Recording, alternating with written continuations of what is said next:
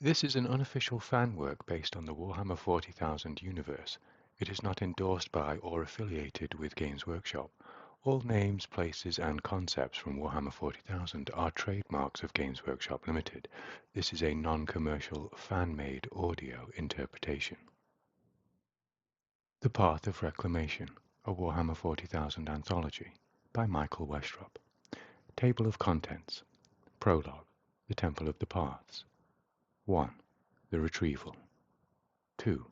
The Cremation. 3. The Flight. 4. The Jumper. 5. The Reaper, untethered. 6. The First Blade and the Last Word. 7. The Run. Epilogue. The Gift. Prologue. The Temple of the Paths. Corhadril stepped off the grav lift into the softly curving corridors of the craft world. The door to the webway chamber cycled open noiselessly before him, and a riot of colour met his eyes. 7 warriors stood waiting for him, surrounded by a throng of their kin. The hubbub of voices subsided as he took his place before them. The aspect warriors stood alert as he began to speak. We go now to Elindra, a world we have not been lucky enough to visit for 400 years. Our brothers of old await our return. We will share our new ways with them in the hopes of deepening our fellowship. Several of the warriors smiled. The howling banshee, Mary's grin, could have powered the gate alone. Beside her he saw Teal, clad in blue, stand a little taller, pride swelling in his chest. Kor watched as Tamashar and Barial clasped wrists in celebration, and wondered when they had become such fast friends.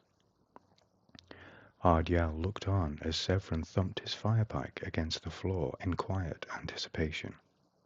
Only Umbriel stood motionless, unmoved by the ceremony. Kor was simply thankful that one of the Dark Reapers had even shown up.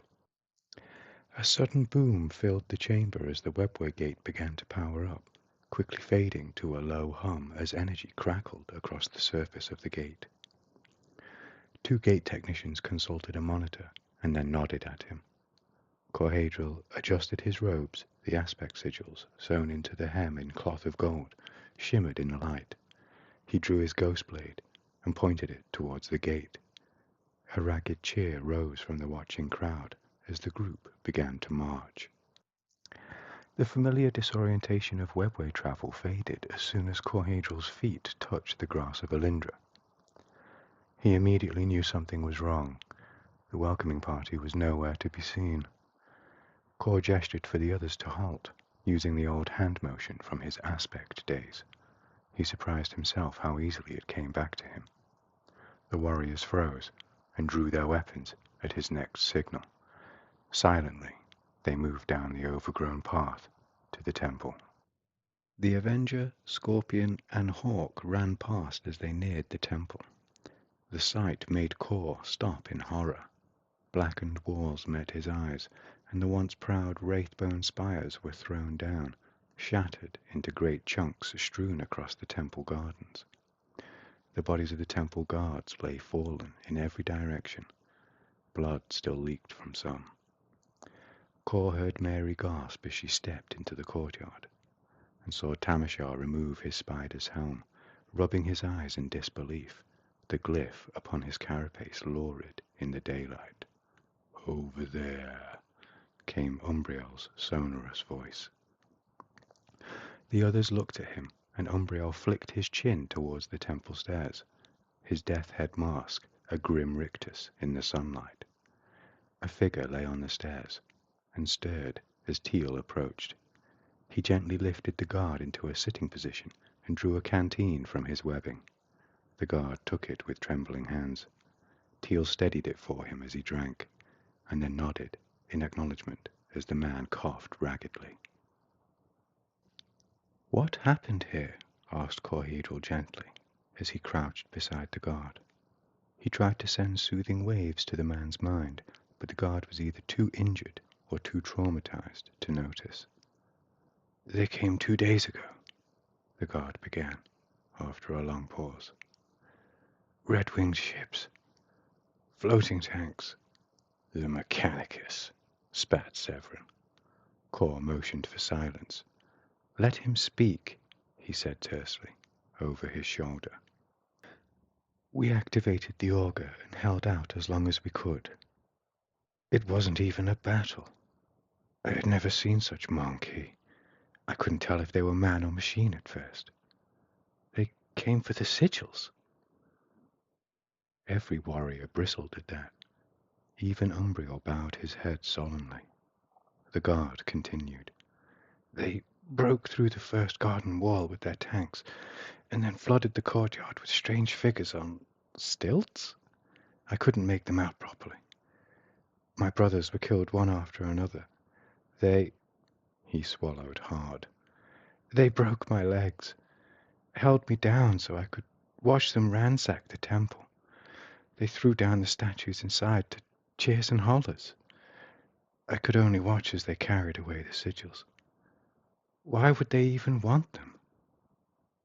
Fresh tears cut rivulets through the banshee makeup on Mary's face as she listened to the guard's story. Where were you? The guard asked quietly. We didn't know. The augurs. Didn't know? Cried the guard, suddenly agitated. He slammed a fist on the steps, making Ardial start. How could you not know? You're a Suriani. We've told stories about you to our young for centuries. Where were the shining blades? The fiery vengeance? Every walker of the path should have known. The guard's voice was a rising shout now. Who are you? If not the legends we dreamed for, the salvation we needed. Are they all lies?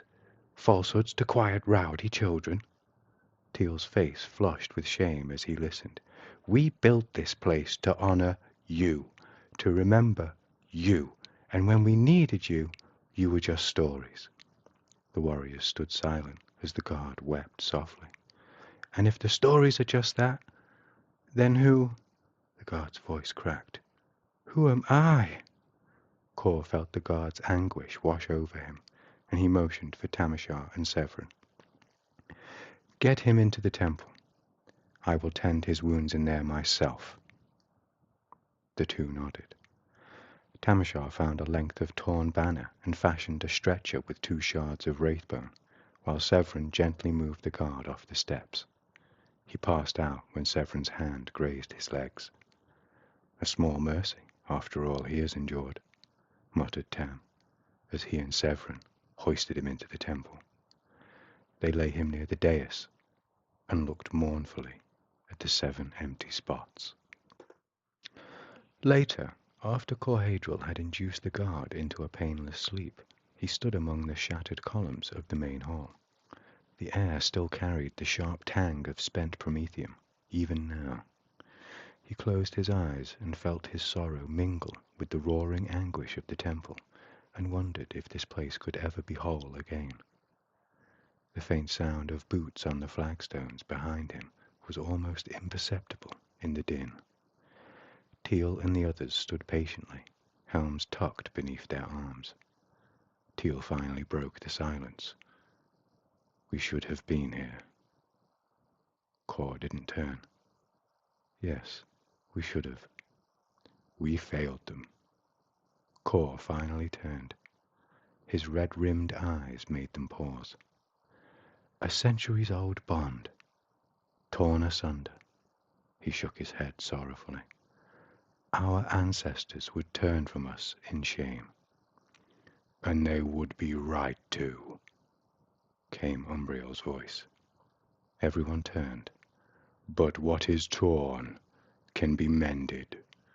In this life, we walk many paths. There is but one before us now.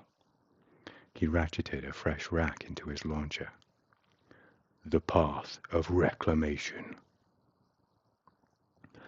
Mouths hung open as they stared at Umbriel. It was the most any of them had ever heard him speak. He's right, agreed Cor, regaining some composure. We know what we must do. The path is clear, the aspect warriors intoned as one. The vow hung in the air long after their voices had faded. Outside, the wind sighed through the broken arches, echoing the psychic wail that still resounded in Corhadrel's head. Cor looked once more at the sleeping guard, and then turned back to the others. "Each sigil calls to its own," he said quietly. "Go where your hearts know they must." One by one, the warriors nodded, and the path of reclamation began. 1. The Retrieval. The monkey city squatted beneath the weak, jaundiced light of a dying sun. Pennants fluttered lazily from its countless spires beneath sickly yellow clouds that dragged across the sky. From ornate minarets, heavy bells tolled, their deep peals rolling over the city as life scurried far below. A slender figure darted across the skyline, leaping, flipping, silent. Security sensors and languidly drifting cherubs passed unheeded as the shape moved towards the tallest tower. Barial ran lightly along a ledge beneath a row of flying buttresses, each fluted arch carved into a leering skull. What had happened to the Monkey, he wondered, that they would adorn their cities in death? The crude masonry and harsh geometry made him yearn, if only for a moment, for the graceful arcs of Wraithbone back on the craft world. He caught himself and snorted softly inside his helmet. His exarch's voice echoed inside his mind. A warrior focuses on the now. Checking his gear as he ran, he brushed the shuriken pistol at his hip and the grip of his chainsword. His helm's display glowed faintly, confirming he was at the correct coordinates. He skidded to a halt, tiles scattering beneath his boots, and ducked behind a cluster of ducks venting acrid fumes. There, the vent, his entry point. Barial's armor flexed and shifted like living muscle as he sprinted. In moments, he crossed the rooftop, smashed through the vent grill, and vanished into the dark. The vent cover clattered onto a deserted corridor. Barial dropped silently after it, boots kissing the worn permacrete. He crept to the end and cracked the door open. 2 monkey soldiers passed by. He melted into shadow until their bootsteps faded, and then moved swiftly in the opposite direction. Massive doors loomed ahead. Beyond them stretched a vaulted chamber, its pillars bathed in dim light from a stained glass window that painted the gloom in blood and gold. At the far end stood a dais, and upon it the temple relic, stolen from their exodite kin, a wraithbone icon, fashioned into the sigil of the scorpion, Barial's own aspect. This was no mere mission. It was reparation for the temple. His hand hesitated only a heartbeat before closing around the relic. The instant it left the dais, the lights died. Alarms howled. Barial tucked the sigil into his webbing as the doors burst open, and monkey soldiers poured in, las rifles raised.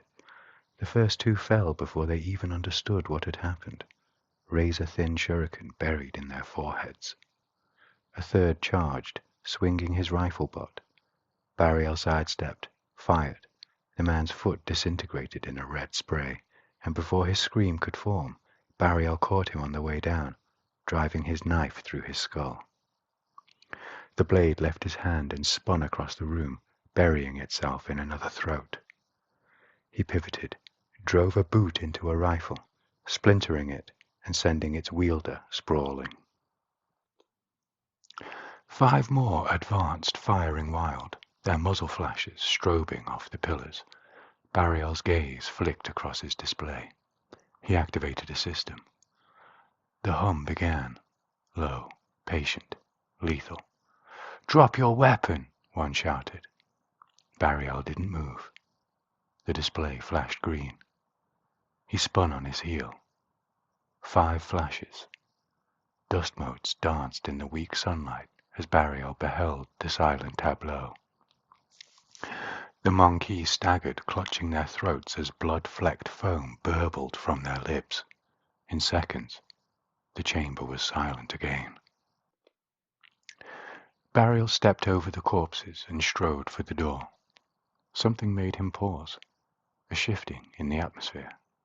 The room seemed to darken as he heard the clack of high heels on the permacrete. A figure emerged, tall, lithe, encased in black leather that gleamed like oil. Insect-like eyes bulged from an otherwise featureless mask as a long plaited ponytail swung behind her. Her wrist-mounted blade unfolded with a hiss. Barial's eyes narrowed. He drew his chainsword, its motor growling in answer. They circled each other in silence. Her movements were too controlled, too perfect. A mimic, not a soldier. And then Barial moved. He charged low, sliding across the floor, knees sparking stone.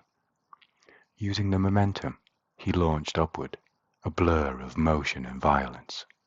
His boots hammered her body, driving her higher until a final spinning kick hurled them both through the stained glass window in an explosion of color and sound. They fell together through a storm of glittering shards, trading blows mid-air. Barial caught her wrists, pinned her chin beneath his boots, and crushed her head against the roof below. Bone gave way with a wet crack. Gore flecked across Barial's visor as he began to slide down the roof. Momentum carried him onwards, sliding down the steep tiles as her corpse tumbled away. His display flashed, a warning ping. He looked back. Bat-winged shapes swept over the parapets. Taraxi skystalkers. Barial danced across the roof as concussive blasts shattered tiles around him. His pistol bucked in his hand. Two of the flyers dropped, their bodies skidding and breaking against the slates. He was moving faster now, almost skating. A Taraxi dove low, rifle leveled. Barial met him with a single, brutal swing. The gun's barrel sheared away, and the man's head tumbled after, careening and bouncing alongside Barial as he slid. The last two broke off, screeching, as a Crimson Hunter tore across the horizon, engines burning white. A pair of Valkyries rose up behind, in pursuit. Barial saw the Hunter's afterburner's trigger. It began to pull away from the crude monkey craft, a red streak across the city rooftops. Barial triggered his helm beacon and saw the confirmation ping. The jet roared overhead, and from its wing, a dark figure leapt, vanishing in a flare of blue light. Another flash followed, arcing towards him. Barial pulled the sigil free from his webbing, boots hammering the tiles as the edge raced closer. The blue light resolved into a familiar shape. A warp spider, his generator pulsing with each jump. Relief and hope sparked in Barial's mind. A familiar glyph was daubed upon the warp generator. Tam had come for him. He reached out as he fell. Tam strained, his body contorting with the effort. Barial extended his arm, the sigil clutched tight, and in that frozen moment, he knew he would not return to Mary. Time slowed. A child's face stared out at him from a balcony, watching him fall sideways through the air. Tam appeared one last time, arm outstretched, and caught Barial by the wrist. He triggered his jump. Too far. Tamashar vanished, taking the sigil and Barial's forearm with it, as the ground rushed up to meet him. 2. The Cremation. Severin stood facing the empty dais with the spider in the temple. The sight filled him with a somber mix of emotions. The worst thing was that it made his blood run cold. He didn't speak for the rest of that day, save to invoke the vow. He was keeping the anger from boiling over. The shrine baked in its own heat as Severin cleaned his armor, attended by his first. Braziers cast dancing shadows, stoked by shrine maidens. Stripped to the waist, slabs of muscle knotted and bunched as he worked diligently. "I am most aggrieved, Severin," a voice said. Sev turned. Bone Singer Adrina stood in the hatchway, holding the banners to one side. Two aides struggled with a wrapped bundle. They set it down with a heavy clunk. Severin exhaled through his nose. "The dragon's breath is a pattern that has been untouched for centuries." Adrina stepped into the shrine, folding his arms. "And yet, you know better, do you?" "I need portability." "Portability! Yet you also requested a hardpoint for an extra tank. You know full well how much they weigh. Are you sure you know what you're doing?" Sev met his gaze. His shoulders heaved as he breathed. "I will walk the path. Oh, spare me the bravado, Exarch." "Hm! At least show me the goods if you're going to talk down to me," Sev said, eyes closed. A vein throbbed in his forehead. The bone singer stooped and drew the wrappings aside.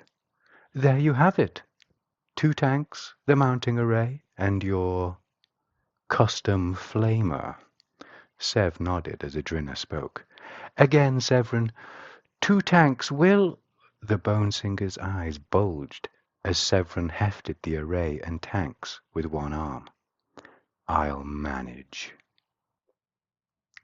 After the bone singer finally left, Severin donned his armor. He was walking to the hatch when his first spoke. "Exarch." Sev turned and caught the power axe the man had tossed. The first nodded at the axe. "For close encounters." Sev smiled under his helm. The sigil of the dragon had been tracked to an offshore Promethean refinery. A jet bike sped low towards it, gentle waves dazzling in the sunset. Severin rode pillion as the engine spluttered. "Can't this thing go any faster?" he grumbled. "Seems to be riding heavy today," replied the Guardian, fiddling with the jet bike's console. "Did you gain weight?" The Exarch rapped his knuckles on the Guardian's helm. The jet bike pulled alongside one of the platform's colossal support columns. Severin used his fusion gun to melt a giant ring in the permacrete. The slab fell into the ocean and sank from view. Sev leapt from the jet bike and landed on a ladder. He signaled the Guardian to retreat. "She handles like a dream now, Exarch," came his voice over the comm as he boosted away. Sev snorted and began to climb.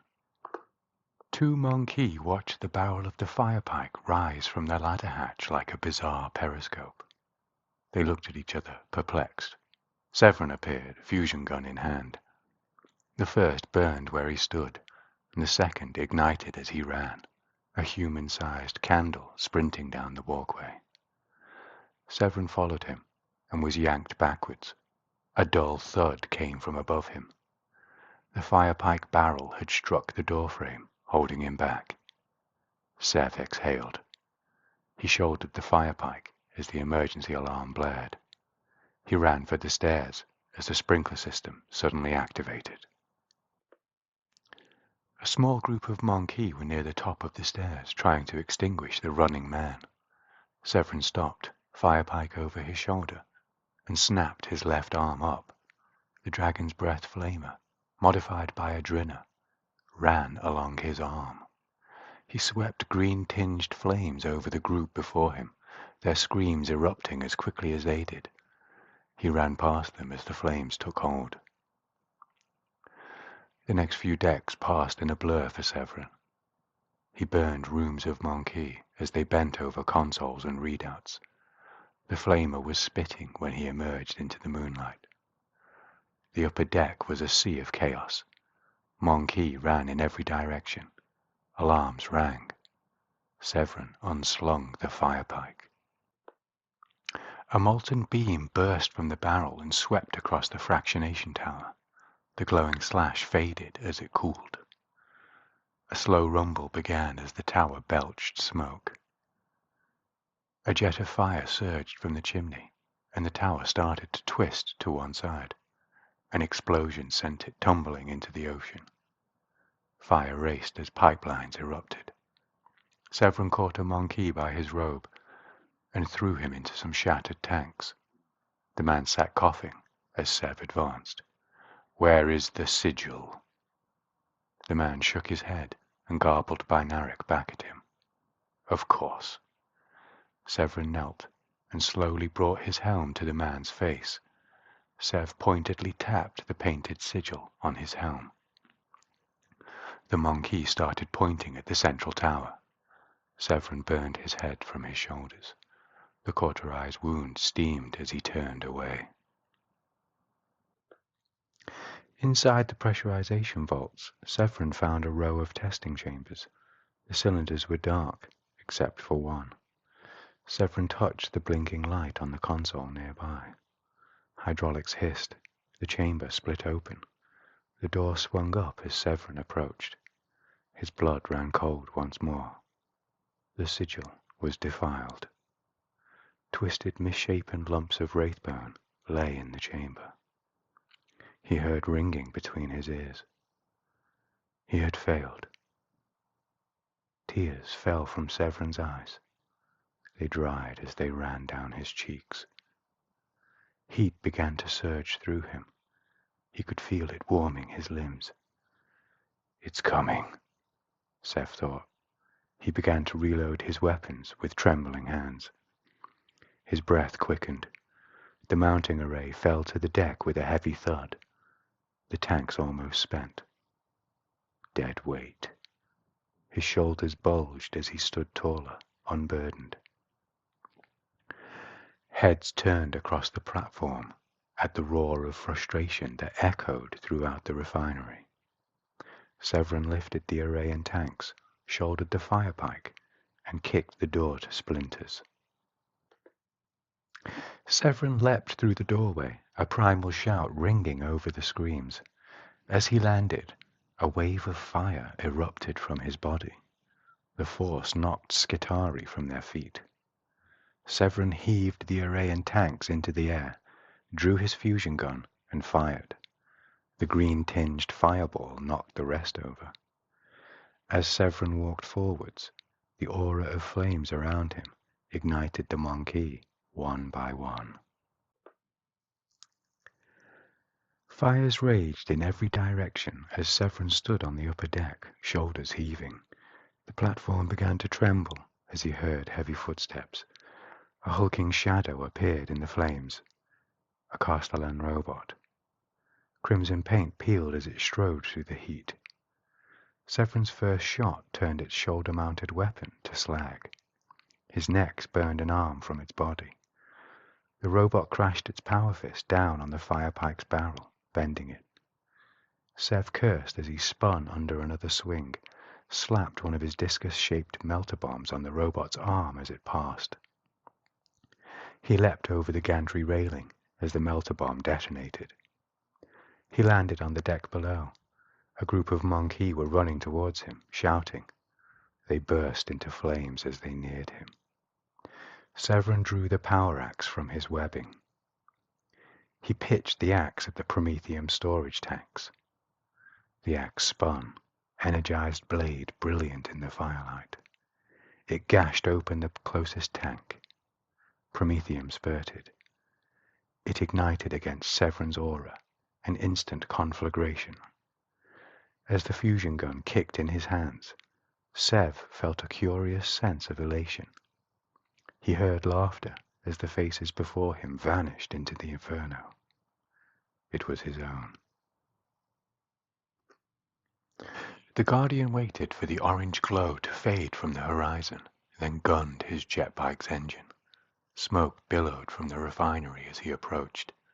Shuriken pistol drawn, he crept through burnt-out passageways and decks. He didn't see a soul, only scorched bodies. He found Severin, a perfectly calcified, charred statue. spirit stone glowing, smouldering orange. Severin crumbled to ash as the Guardian plucked the stone. He placed the stone in his webbing, gathered the Exarch's fallen weapons, and hurried back to his jet bike. Severin's spirit stone was burning him through his armor.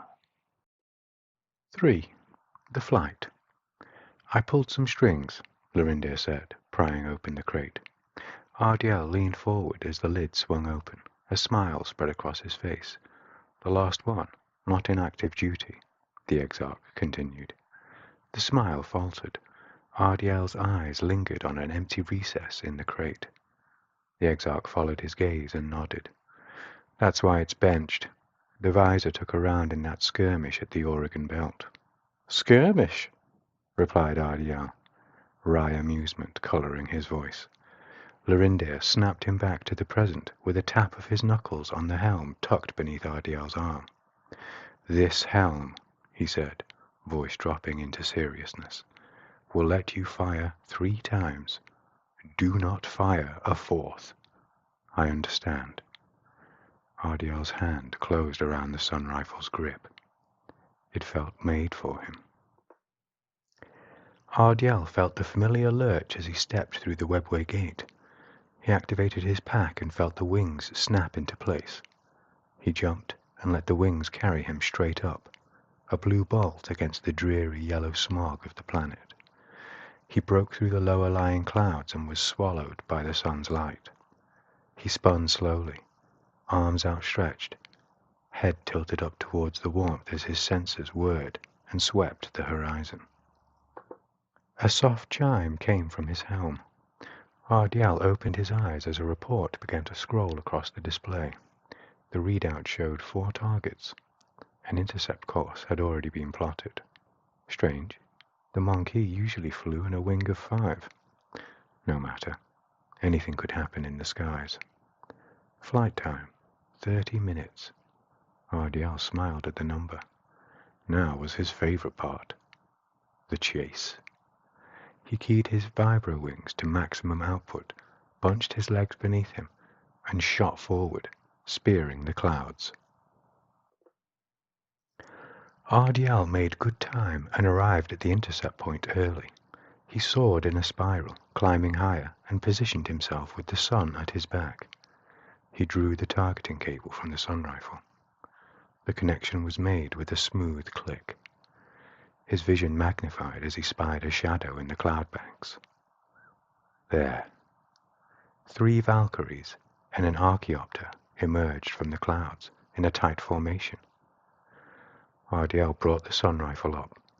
He sighted carefully at the lead Valkyrie. He inhaled, held it, and fired. The beam ripped across the sky and struck the Valkyrie. It burned clean through the engine, the fuselage, and detonated the second engine. Spots danced in front of RDL's eyes as the helm's lenses tried to compensate for the sudden glare. The Valkyrie nosedived as the rest took evasive action. The Archaeopter dove a few hundred feet, and Taraxi began flitting out of the cargo hold. RDL cursed as the Taraxi flew towards him. He stowed the sun rifle and dove.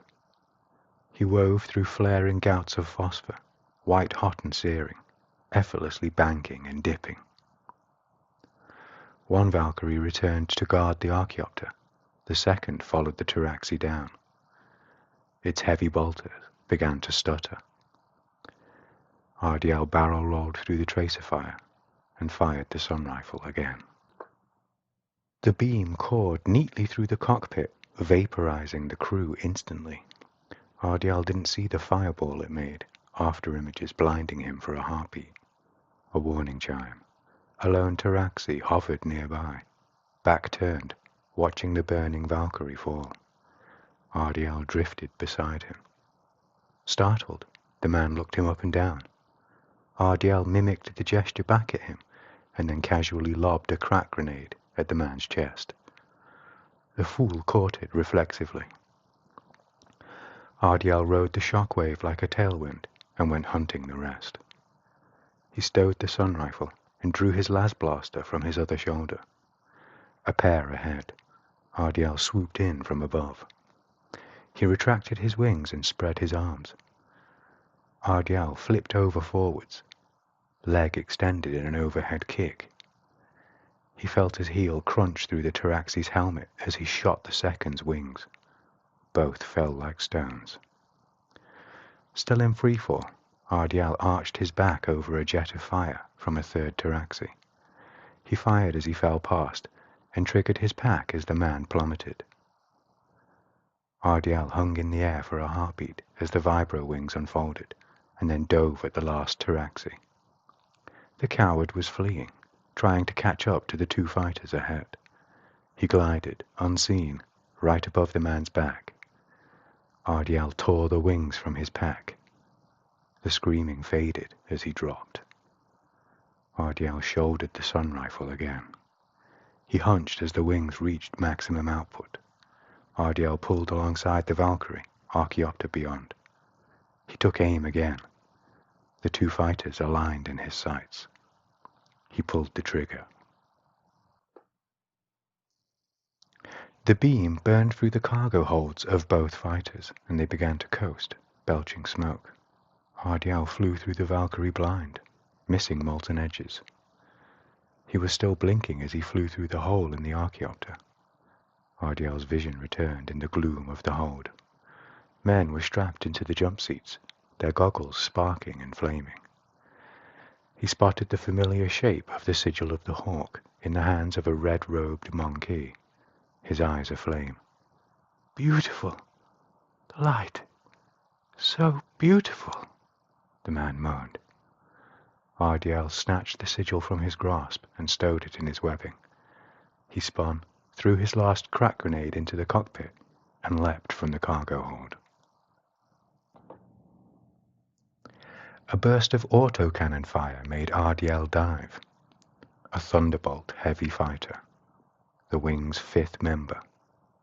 It had flown under the range of his sensor sweep. Later, he couldn't recall drawing the sun rifle. It was just in his hands. No other option now. Inhale, hold, pull. Ardiel didn't see the Thunderbolt go down. Brilliant, searing white filled his vision as the sun rifle fired. It did not fade. Light blazed from within his helm. His gloves raked at the paint. He pitched backwards and began to scream. His body recognized the familiar lurch of freefall. Ardiel's hand reflexively slapped the autoflight. The wings carried him back to the webway gate. The wake of the sun rifle's firing left great slashes across the sky. From the ground, it was as if a god had carved at the horizon. Ardiel was still screaming when he was ejected from the webway gate. Lorindir, Kor, and the gate technicians rushed to his side. Light came from under Ardiel's fingers, still clamped over his helm's lenses. "You told him about the visor, didn't you?"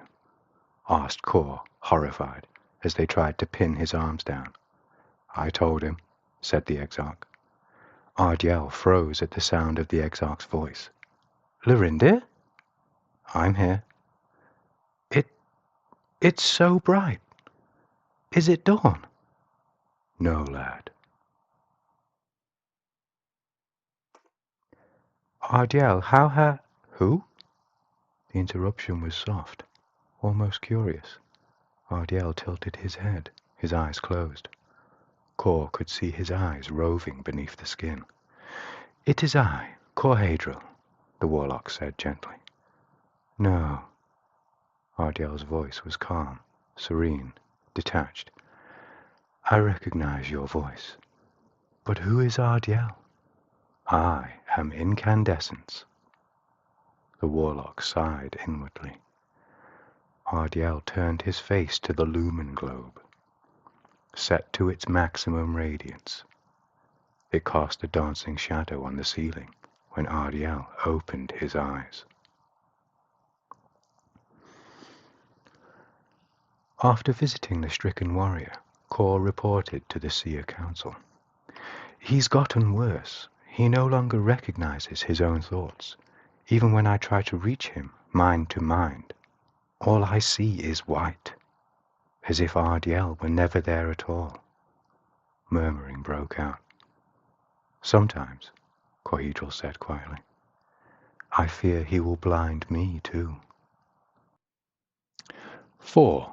The Jumper. The blue flash dissipated as a black and red figure appeared and slid across the deck of the Crimson Hunter.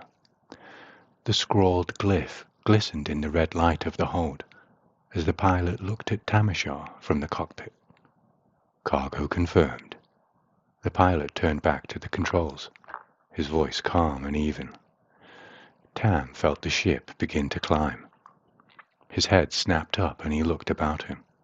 Bariel? His hand was still enclosed in a death grip around something. Tam looked down. A green-clad, armored forearm, still clutching the scorpion sigil. It clattered to the deck as Tam fell to his knees. The realization hit him like a physical blow. No, no, no! He hammered his fists on the deck with each word.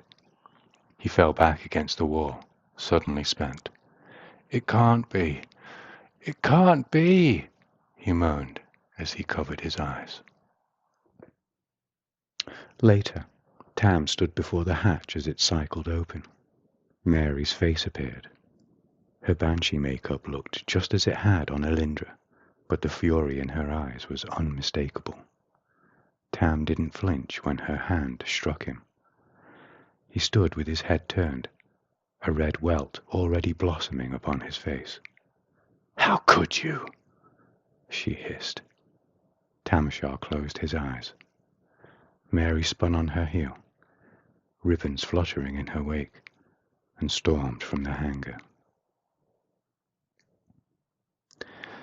Days passed in a numb haze for Tam, until his next mission. His squad was assigned to retrieve a squad of fire dragons in an upcoming campaign. His exarch, Sirith, led them across the battlefield.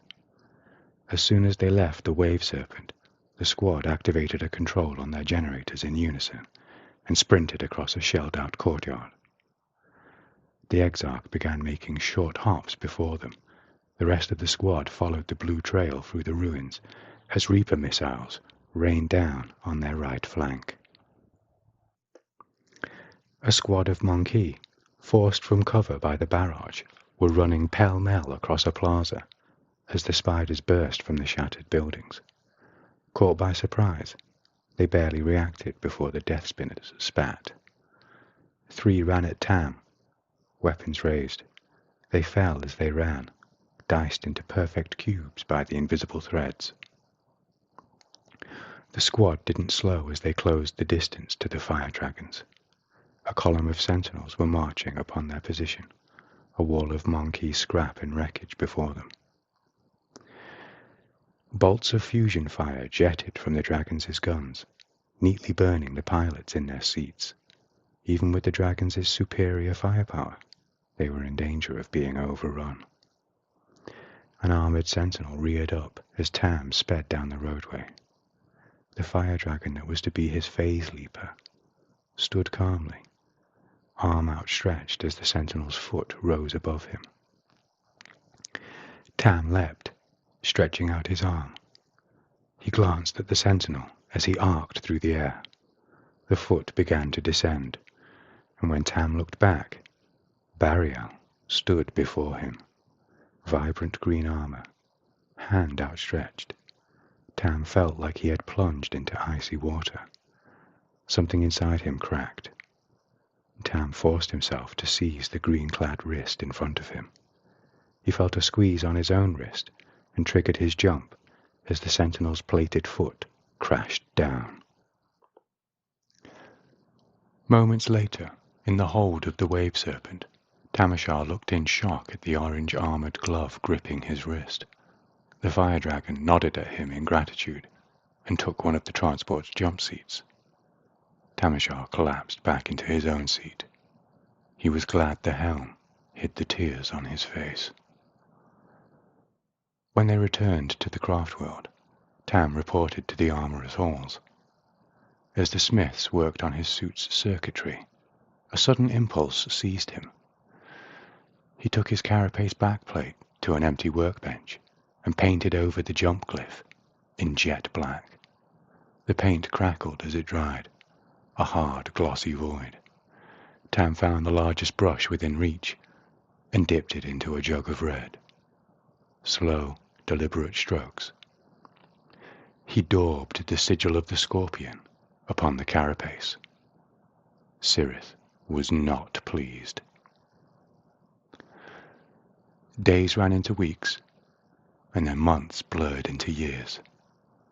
Every mission a success, every jump perfectly calculated, every hand he seized green. The jumper, they began to call him. Tam heard the whispers and did his best to ignore them. A jump with Tam, so the rumour went, was a jump to safety. Even the mission to return the sigil of the spider was completed in less than 10 minutes and 4 jumps. The monkey didn't even realise until years later. Decades blurred. His relationship with Cirith began to sour. They came to blows during a training session. Cirith had challenged him to a sparring duel in front of the squad. The stakes were simple. Tam would repaint his armour if Cirith bested him. Tam was amazed an exarch would be so petty. They fought evenly, matching one another blow for blow, until Cirith said something that made him falter. "It's been 60 years!" Cirith delivered a crushing left uppercut. Tam reeled, momentarily stunned. "Has it really been that long?" "Let him go," Cirith finished, throwing a right cross. Tam bared his teeth. "I don't care!" he roared, slipping under Cirith's arm and hammering his fist square into the exarch's jaw. Cirith hit the mat, hard. Teeth pattered off the surface. Tam was on him as Cirith struggled, fist raised. "Another aspect's sigil," Cirith gasped. "It is blasphemy. It is a reminder," hissed Tamashar, and drove his fist down. The centuries began to blur now. At the 3rd centennial feast celebrating the restoration of Elindra's temple, Tam ran into Mary as she was preparing to leave through the webway gate. An awkward silence hung between them. "Mary, he began. "You know what the worst thing is, Tam?" His mouth clamped shut at her tone. "You didn't even bring his spirit stone back." Tamashar closed his eyes. She left then, swirls of webway energy drifting past Tam as he bowed his head. The centuries continued to blur, every mission a success, every jump perfectly calculated, every hand he seized green. 5. The Reaper, untethered. Umbriel. The exarch did not look up, his attention fixed on the shifting holograph hovering above his wrist. "Permission granted. Tempest." Umbriel bowed his head to the Reaper. Umbriel rose from his knees with ponderous weight, armor plates clattering like falling stones. He walked towards the door. "Steady lock," intoned the exarch as the Wraithbone portal cycled open.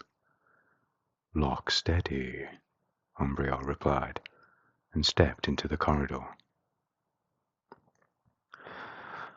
Umbriel walked down the darkened hallway, his footsteps the sound of closing caskets.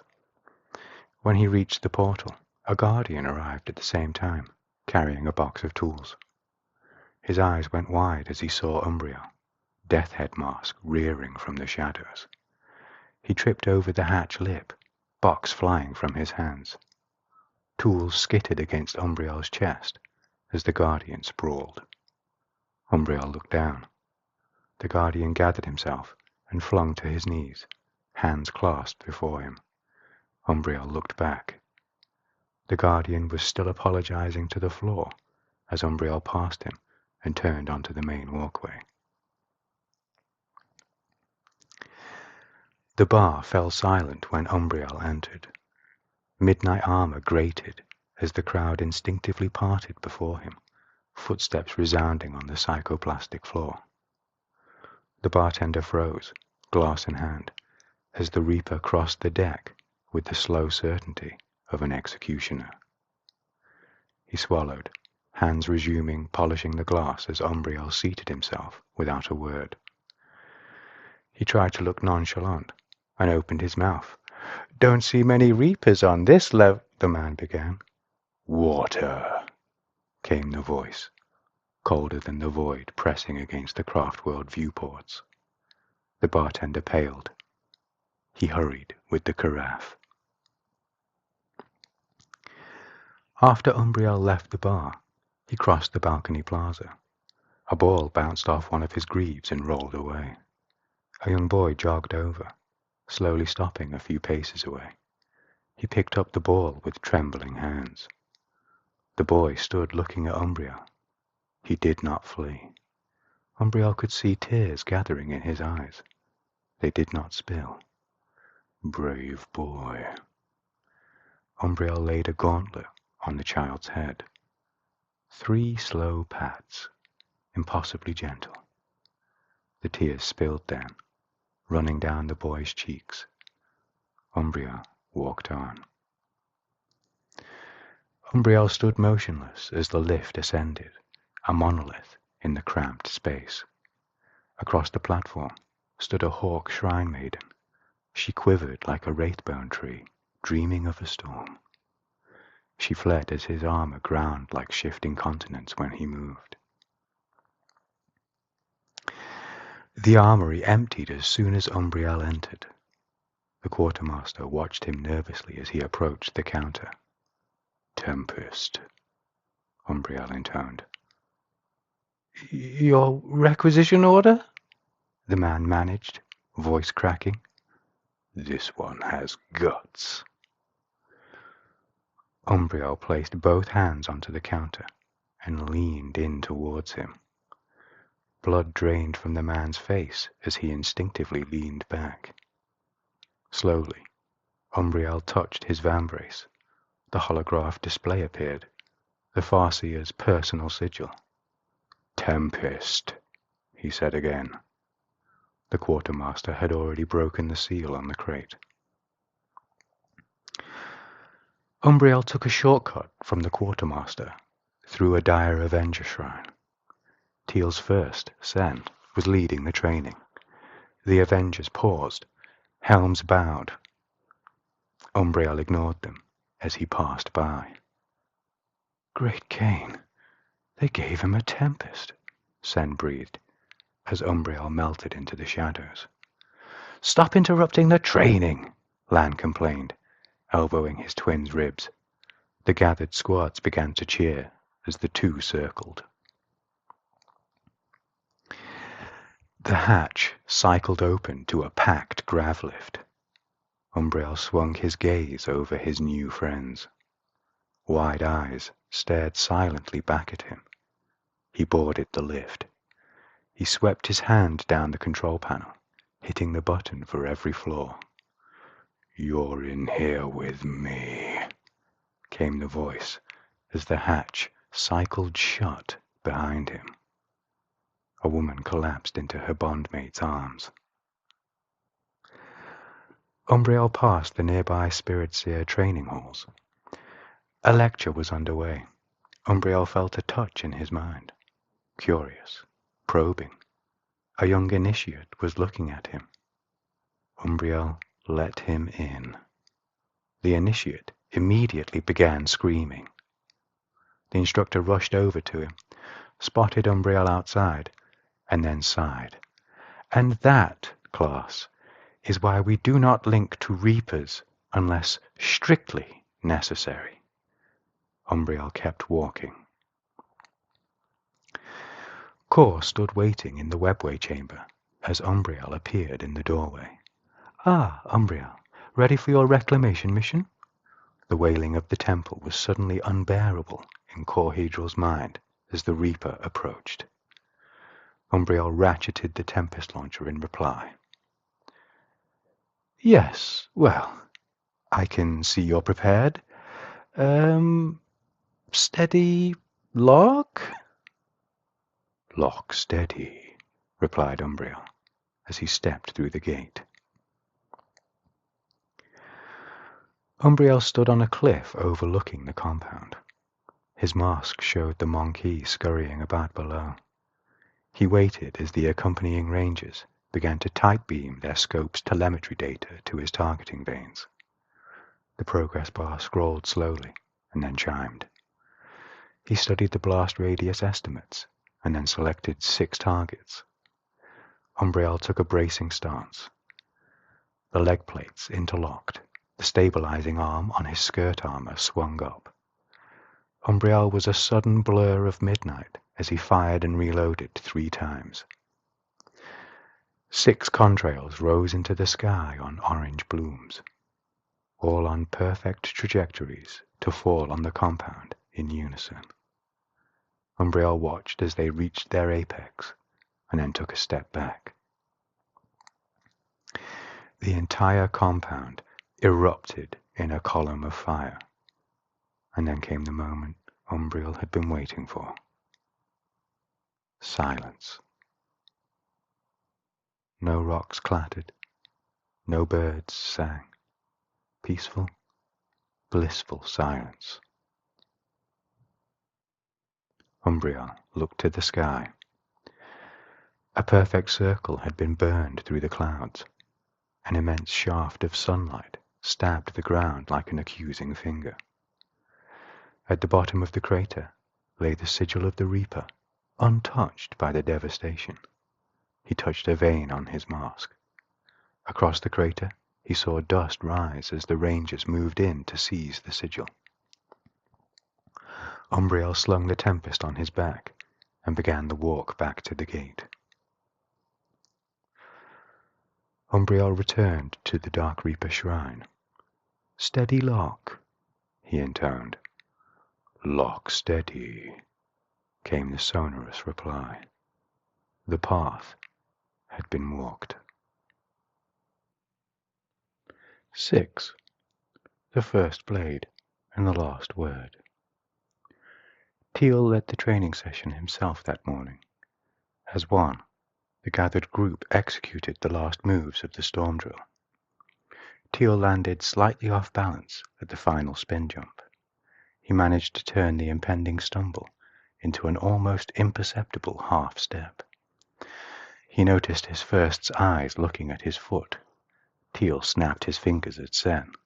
"A warrior focuses on the now first." "I was," replied Sen. Teal met his gaze and tried not to let the smile show on his face. "Stop interrupting the training," complained Lan, elbowing him playfully in the ribs. They began to roughhouse, throwing jabs and dodges. The throng of Avengers began to press in to watch the impromptu duel. The double doors to the shrine banged open. A forest of white helms turned. "3 squads, Exarch!" Korhedrel advanced into the training hall, robes billowing behind him. Teal tucked his helm as Kor strode towards him. "For an operation like this?" The forest turned again. "We can discuss this matter in my chambers," said Teal, with finality. The forest turned once more. Kor looked around at the dire Avengers. The nearest crossed his arms and tilted his head. "Very well," said Kor, syrupy sweet. He left the hall, muttering darkly. Teal led the group in another storm drill. He did not stumble. Korhedrel was pacing as Teal closed the door to the chamber. "Ah, done throwing your weight around, are you?" he said, pointedly looking at Teal's foot. "Get out of my head, Warlock." "Well, enough pleasantries. You know why I'm here, Teal." "The upcoming mission, I assume." "Your requisition order." Kor touched his forearm. A holograph window appeared. 2 squads of Guardians, with 2 grav platforms armed with missile launchers. Kor's tone was incredulous. "And a full squad of Storm Guardians. For an attack on some tents?" "They'll be necessary. We are stretched thin as it is. We have 3 active campaigns on our hands. I'll take responsibility." Teal's voice was flat. "It's not about the—" Kor stopped, scowling at Teal. "You always have to have the last word, don't you?" Teal's expression tightened. "Oh, don't give me that. It's not my fault that's what your damn name means." Kor shook his head. "I cannot fathom how you managed to get the Autarch and the Farseer to approve this plan." Teal allowed himself a half-smile at Kor's annoyance. "Just what in Cain's name are you planning to do?" "I will walk the path." "But I—" Kor broke off then, looking away. Teal looked at him. "I just don't want to lose any more friends." Kor's voice sounded in his mind. Teal closed his eyes for a long moment, and then nodded. He extended an arm to Kor. The Warlock smiled.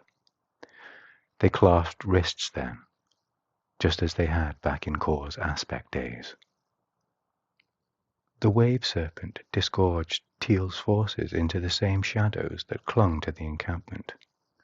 The Mechanicus had struck camp in the lee of a gently sloping, rocky bluff. A ring of sorry-looking sandbags formed their perimeter, red-robed figures milling among flickering lumen strips and stuttering cogitators. Teal and Sen lay prone on a ridge, watching. A small knot of Monkey carried a conspicuously marked crate into the marquee that dominated the camp's center. "I'll post the Guardians on the lip there," Sen murmured, pointing. Teal nodded. "Good. Get them set up, and prepare to lead our squad through the gate when it starts." "Me? Where will—" "I'll be leading the Storm Guardians." Sen exhaled once. "Understood." He was just about to rise when a clattering engine echoed through the valley. A Leman Russ crawled into view. Sen settled back onto his elbows. "That'll be trouble," he muttered. Teal's eyes flicked sideways. "No, it won't." Sen cocked an eyebrow at him. Sen nodded at Teal's signal. His fingers touched his helm. "Begin the operation," he ordered. 2 missiles immediately struck the camp. One ignited a group of tents, torn canvas flapping madly as Monkey shrieked and ran in confusion. Flames began to lick across the nearby tents. The other impacted on the side armor of the Leman Russ, destroying a heavy bolter. The piercing whine of shurikens filled the air until the tank fired. The shell tore a chunk of the bluff away, carrying Guardians with it. A grav platform ignited in a blue-tinged fireball. Guardians began to rain from the bluff. The tank's engine roared. It reversed closer to the rock face, out of range of the second grav platform. Skitarii charged from the marquee and returned fire at the Guardians on the bluff. Another body plunged from the edge. Teal cursed as the chaos unfolded. He turned to the waiting Storm Guardians, drew his power sword and shuriken pistol. "Charge on my word. Don't stop." The helms nodded. They moved as one at his command. That made it worse. Teal and the Storm Guardians crashed into the Skitarii. Blades whirled as limbs flew. They made short work of them, until the tank fired again. The knot of Storm Guardians on Teal's left flank was shredded by the impact. The turret was swinging round as chunks began to rain. Teal was already in motion. The remaining heavy bolter traced his footsteps as he ran. Teal touched his van brace as the tank fired again. The shell struck his shimmer shield and bounced, careening harmlessly down the valley. Teal's boots rang on the ceramite armor. He crested the turret in a single leap, legs tucked. The power sword was a silver flash in his hand. The tank commander's head spun through the air, surprise etched on his face. Teal dropped a frag grenade past the corpse into the hold. 3 quick steps, a flip, and Teal landed in a perfect crouch as the Lehman Russ detonated. Sen and the others arrived, shadows thrown in the guttering firelight. "Take this." Teal tossed the power sword to Sen. "And back up the Storm Guardians while I secure the target." Sen nodded.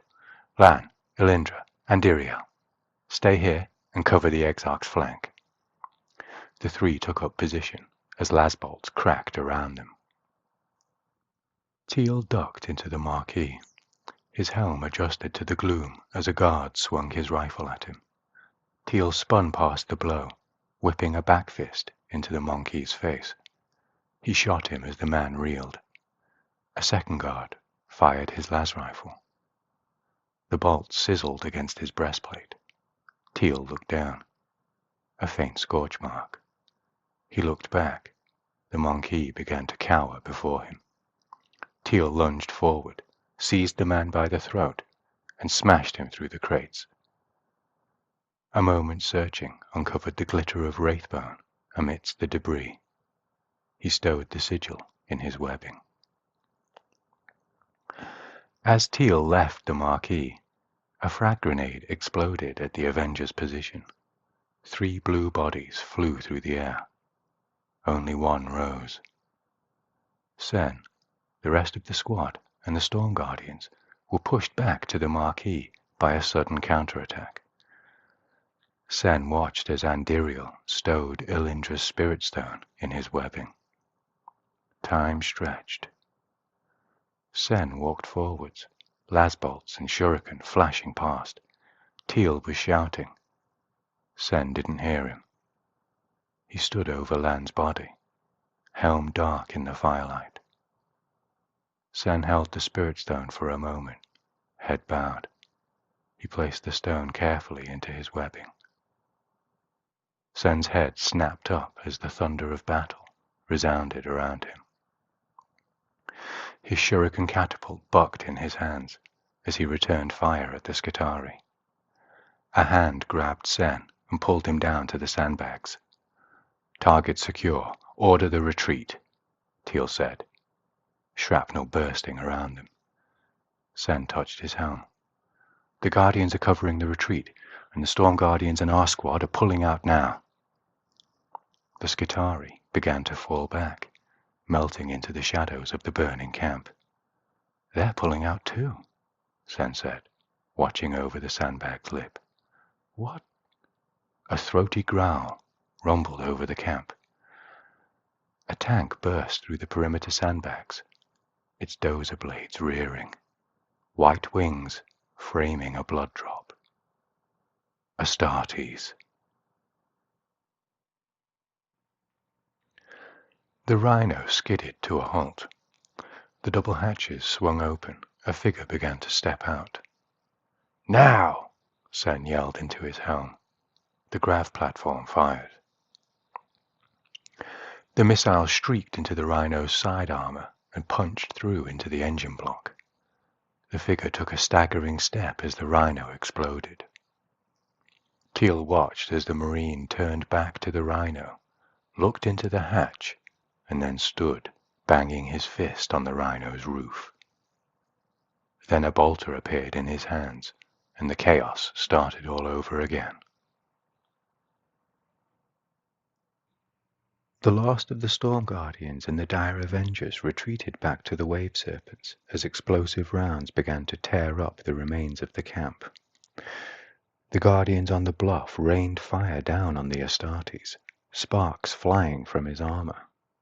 He didn't even notice. Still firing, The Marine casually pitched a grenade up over the bluff's lip. Guardians rained once more. "Get them out of here!" yelled Teal. Sen was already barking orders into his helm. Teal flung the last of his grenades at the Marine as the Guardians began to move. The blasts forced the Astartes into cover. Sen was watching as the last of the Guardians escaped down the valley. Teal turned to him. "There isn't much time. Take this." He thrust the sigil into Sen's chest and head to the serpents. "But I can—" Teal spun him by the shoulder and pushed him into a running step. "Don't make me tell you again." Sen began to run, tucking the sigil into his webbing. Teal watched Sen's back as he retreated. For the briefest, strangest instant, he felt relief. Then the giant's fist hammered into his helm. Teal hit the dirt and rolled. He surged to his feet and drew the dire blade. A kick sent the sword flying into the shadows. Teal hopped a few steps back, trying to get some distance. The giant was already on him, raining blows on his armor. He felt ribs crack under the onslaught. Teal hadn't felt so outclassed in over 3 centuries. He threw a punch at the Astartes. The arm that blocked him didn't so much as budge. The giant began to laugh. A savage punch sent Teal sprawling to the dirt once more. The Astartes picked him up effortlessly and threw him into a tent. Teal crashed through supply crates and lay stunned. The giant was on him once more. He punched Teal twice in the head and then grabbed him. Teal felt himself flying through the air again. As he lay in the dirt, a shadow loomed over him. The Marine had drawn his combat knife and was walking purposefully towards him, going for the kill. Teal rolled onto his back as the Marine raised the knife. He touched his vambrace. The shimmer shield catapulted the giant backwards. He struck the burnt-out rhino with a hollow clang. It barely slowed him down. Teal scrambled backwards as the Astartes got to his feet. With a few ground-shaking steps, the Marine stood over him. Teal's hand touched something familiar. His fingers tightened as the Marine put a hand around his neck and lifted him bodily. Teal's helm was reflected in the Astartes' lenses as a throaty laugh came from the Marine. Teal's feet kicked spasmodically as the giant hand began to squeeze. Red tinged the edges of his vision as his helm display began to short out. A wet crunch, and the Astartes crushed Teal's neck. With a sudden jerking motion, Teal drove the dire blade into the tiny gap beneath the Marine's helmet and pressed the spirit stone in the hilt. Teal was dropped to the ground. The Astartes roared and gripped his head as the stone seared his mind and fell backwards, motionless. Teal had enough strength to retrieve the dire blade and collapse against some sandbags. He managed to cough once. Blood gouted from his faceplate and ran down over his armor. Then Teal's head drooped. As Sen exited the wave serpent, he saw Kor overseeing the return of the raiding party. Kor rounded on him when he spotted him. 17, Sen, he shouted. 17 lives, and for what? This? He gestured at the sigil in Sen's hands. Now we all have to pay the price of Teal's conceit. Sen didn't say a word. The sound of his fist hitting Kor's face turned heads in the depot. Kor fell backwards and sat, rubbing his jaw, glaring at Sen. Sen stood over him, chest heaving, fists bunched. Say his name with respect, he growled. or not at all. Scant hours later, Sen led the recovery mission himself. They found Teal, still propped up against the sandbags, dire blade across his lap. His spirit stone cast a mournful glow over the scene. The dire avengers gathered the fallen and returned them to the craft world. When they arrived in the depot, a small gathering of avengers were waiting for them. They removed their helms as Sen's squad passed by. As the doors cycled open, Sen saw dozens of avengers, from every Azurman shrine of the craft world, waiting. They removed their helms at the sight of Teal. Sen gestured, and the squad began to march to the dome of crystal seers. By the time the squad arrived, the procession following them was several hundred strong. They were 5 deep at the observation balconies, as Sen laid Teal's stone to rest in the infinity circuit, right next to Lan's stone. Sen left space in between them for his own. The forest of white helms bowed. 7. The Run. Mary stopped about 20 feet in front of the gate. She flung the heavy cloak she wore into the air. Mary watched the guard as he followed the cloak with his eyes, mouth open. Unbidden, the face of the temple guard surfaced in her mind, and a flush of guilt rushed through her body. She felt the heat of it surge to her fingertips and used it to warm up. Her breath was even. She bounced on her toes as the guard turned back at her. Her ivory armor gleamed in the daylight. Ribbons festooned her arms. Mary shook her hair loose in the breeze. She wanted him to see her. She wanted him to see what was coming. Mary waited 1 heartbeat more, took a step, and vanished. The monkey never even blinked as Mary sheared his legs from his body. Her sword was already back in its scabbard before he hit the ground. Shouts rose behind her as she sped through the gate. Heads began to turn as she sprinted. The road to the plaza lay ahead. She tucked her head and pushed harder. The world blurred. 2 guards leveled rifles at her, already too slow. She cartwheeled between them. Both hit the ground spinning, throats severed. Mary slipped into the darkness of the alleyway, her pale armor a white streak in the gloom. She ran up a dumpster, launched herself over a fence, and landed lightly in the hab blocks. Her breath was even. Mary burst onto the next street and almost collided with a young guard at the corner. She held her blade.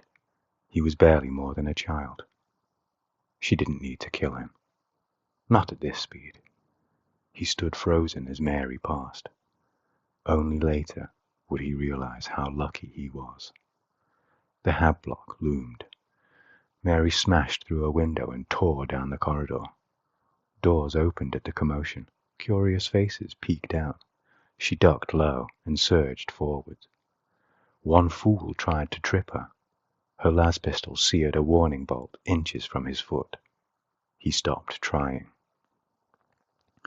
The end of the corridor rushed toward her. She rammed through the door into the interior courtyard. A flash of sudden green. Another window. Another crash. She landed in a cramped apartment. The lone occupant blinked at the rain of glass as she vanished through his opposite door. The turn here was sharp, and Mary took it off balance. She slapped a hand against the wall to shift her weight. A faint pop from her wrist made her look down. It was the hand she had slapped him with. Fresh heat surged through her limbs as the shame of it all flooded her mind. She had humiliated Tam, and herself, with her careless emotions. Her breath was even.